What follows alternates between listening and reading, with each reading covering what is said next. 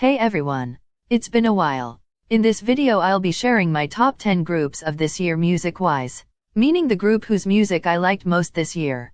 Maybe some of my alts aren't in the video because I didn't like their 2021 releases. I'll mainly be reviewing, ranking and rating the group's music this year as well as sharing my fave song from each group. This is just my opinion and taste. Feel free to list your own. Now let's get started with the video. I don't know why I'm putting them together. TBH, I can't choose between them and their sound is somewhat similar. So for both of them I don't know much about the members or the group, but I loved their releases this year. ASAP, After School, Stereotype, and Holiday Party are amongst my favorite songs from this year. They're all really fun songs and sound really nice. I love the concept and sounds that these two are popularizing again, and I'm looking forward to their future releases. I'll try to stand them as well so I know more about the members.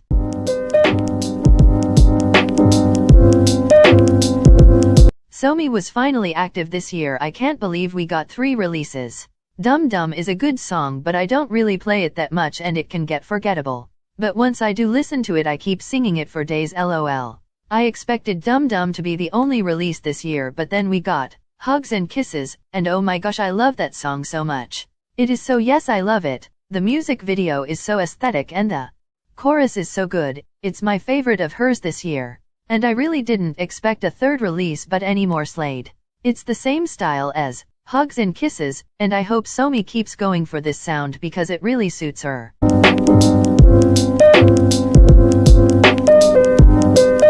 I only started listening to Dreamcatcher this year and I have been missing out. I listened to Odd Eye and I liked it. Then a while later I listened to their other music and I'm so glad I did because it's so good, ugh. And then they dropped because I love the theme of haunted amusement parks in the MV so much, because haunted amusement parks are like one of my favorite things, lol.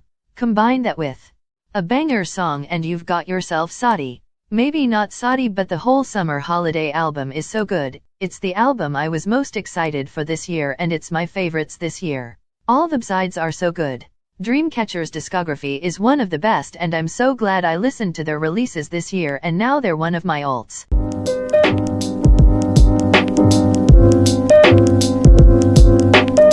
ITZY is the group who releases just the amount of music that keeps them relevant, and doesn't overwork them either.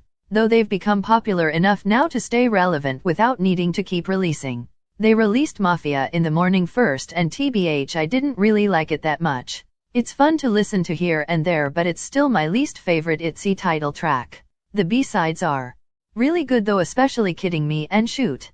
Anyways, then they released Loco, which is a literal cultural reset. It's such a powerful song that represents ITZY so well. Everything from the song to the chorus to the choreography to the music video to the dance break is perfect.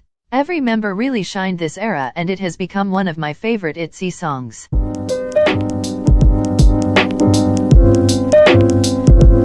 Red Velvet finally came back this year. They only released 1 song with an album, but I loved it so much. People say Queendom was too simple, and yes, it wasn't as unique as RV's other songs, but it was still a bop. It's a really well produced, perfect pop song. Often when groups try to do new sounds, the song ends up rather messy and the production isn't that good. Queendom may be basic, but it's perfect in its genre and is a real gift for people who like that sound, like me. And of course Red Velvet didn't disappoint with the b-sides. I loved them all. I think Queendom was the perfect song to come back with after 2 years, neither too little nor too much. And I'll also talk about solos. I really liked Joy's and Wendy's solos. I think their songs represented their sound and style really well. I hope Red Velvet will be more active next year. They became my alts this year, but that was mainly because of their previous releases.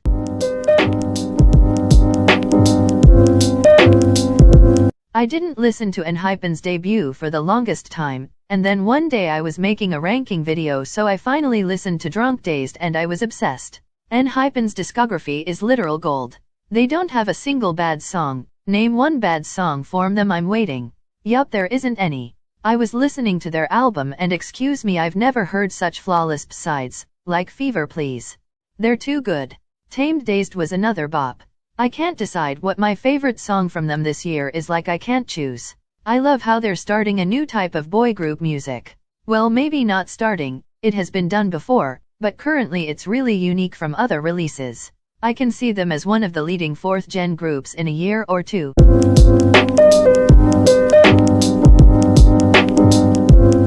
IU released a lot of music this year and none of it disappoint. She owned every month that she released a song in. Celebrity, Flu, Coin, Strawberry Moon are all great songs. My favorite song is Lilac, it just makes me feel so good and it's an ear candy. She was one of the most noticeable artists this year and she's one of the first that comes to my mind when I think of 2021's music, and definitely deserved Artist of the Year. She didn't really do a lot different from her usual sound, but it was amazing nonetheless and was one of the highlights of 2021. Stan IU for a better life.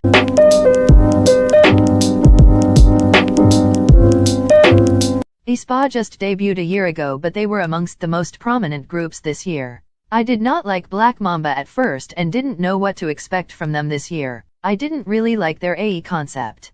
But they proved me wrong with their songs LOL.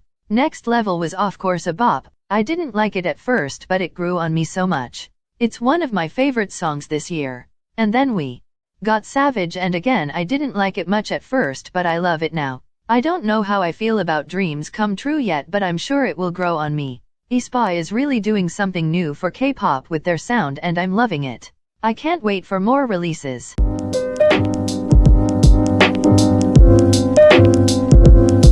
TXT have had such a huge shift from their debut sound over the years, and they did it in a well-planned and gradual way. This year was definitely my favorite from them. I love the electro, emo, punk kind of sound they had this year, you know what I mean. I just loved their aesthetic this year and all their releases matched my taste. My favorite is Loser Lover, that song, that pre-chorus, that chorus just makes me feel some indescribable way. I Know I Love You was another bop and Anti-Romantic was an iconic work of art. I didn't like all of their B-sides tbh, the albums overall weren't that good but there were some good B-sides as well. I wasn't a huge fan of TXT before but they're amongst my favorites after this year. I really hope they keep going with this style, or maybe they could do something even better.